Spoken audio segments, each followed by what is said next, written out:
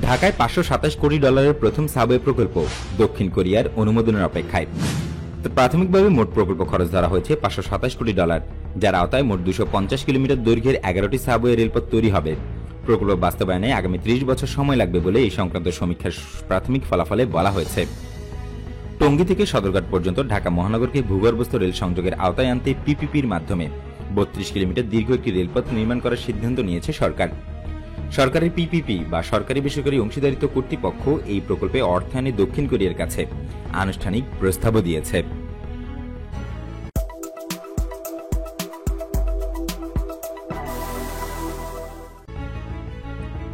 প্রাথমিকভাবে মোট প্রকল্পে খরচ ধরা হয়েছে $527 কোটি, যার আওতায় মোট 250 কিলোমিটার দৈর্ঘ্যের 11টি সাবওয়ে রেলপথ তৈরি হবে। প্রকল্প বাস্তবায়নে আগামী 30 বছর সময় লাগবে বলে এই সংক্রান্ত সমীক্ষার প্রাথমিক ফলাফল বলা হয়েছে। গত বৃহস্পতিবার বাংলাদেশ পিপিপি কর্তৃপক্ষ বা পাবলিক প্রাইভেট পার্টনারশিপ কর্তৃপক্ষের আয়োজনে বাংলাদেশ কোরিয়া জয়েন্ট পিপিপি প্ল্যাটফর্মের বৈঠক ভার্চুয়াল মাধ্যমে অনুষ্ঠিত হয়। বৈঠকের সহ আয়োজক ছিল Korea infrastructure and urban development corporation বা KIND। এই বৈঠকে সাবওয়ে প্রকল্পে অর্থায়নের প্রস্তাব করা হয়। এছাড়া মৌলভীবাজার জেলার শ্রীমঙ্গলে কোরীয় অর্থায়নে বয়োজ্যেষ্ঠ নাগরিকদের জন্য একটি স্বাস্থ্য পরিচর্যা ও আবাসন কমপ্লেক্স নির্মাণের প্রস্তাব দেওয়া হয়। গত শনিবার এক সংবাদ বিজ্ঞপ্তির মাধ্যমে প্রস্তাবের বিষয়ে দ্য বিজনেস স্ট্যান্ডার্ডকে নিশ্চিত করে পিপিপি কর্তৃপক্ষ। সংশ্লিষ্ট কর্মকর্তারা জানান, বৈঠকে দক্ষিণ কোরিয়ার পক্ষ থেকে পূর্বাচল নগর বিদ্যুৎ সংযোগ প্রকল্পের আওতায় ভূগর্ভস্থ সংযোগ লাইন নির্মাণে আগ্রহ প্রকাশ করা হয়। বৈঠকের সূত্রগুলো জানায়, বাংলাদেশ সেতু কর্তৃপক্ষ বা বিবিএ ভোলা থেকে 2500 ও বাঞ্ছারামপুর সড়কে মেঘনা নদীর উপর 4 লাইনের একটি সেতু তৈরির প্রস্তাবও দিয়েছে।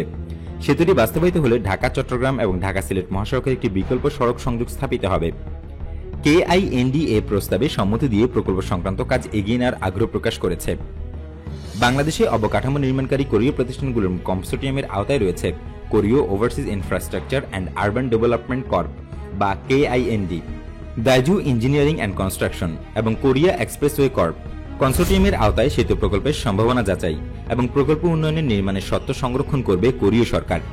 চলতি বছরের আগস্টে বাংলাদেশ মন্ত্রী পরিষদের অর্থনৈতিক সম্পর্ক কমিটি যেসব নীতিমালার আলোকে প্রকল্পটির অনুমোদন দিয়েছে তা পিপিপির মাধ্যমে বাস্তবায়ন করা হবে।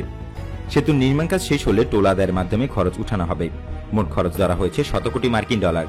এর মাধ্যমে ঢাকা ব্রাহ্মণবাড়িয়ার সঙ্গে ভারতের আগরতলা হয়ে নারায়ণগঞ্জের 2500 এবং ব্রাহ্মণবাড়িয়ার বাঞ্ছারামপুরের মধ্যে সহজে এবং দ্রুত যোগাযোগ স্থাপিত হবে। বাংলাদেশে এই পর্যন্ত 3টি মেগা প্রজেক্টের অগ্রাধিকার সত্ত্ব পেয়েছে কোরীয় কোম্পানিগুলো, যার সার্বিক মূল্য $920 কোটি। এর মধ্যে গত জানুয়ারিতে ঘোষিত ঢাকা সার্কুলার রেলওয়ে প্রজেক্টও রয়েছে।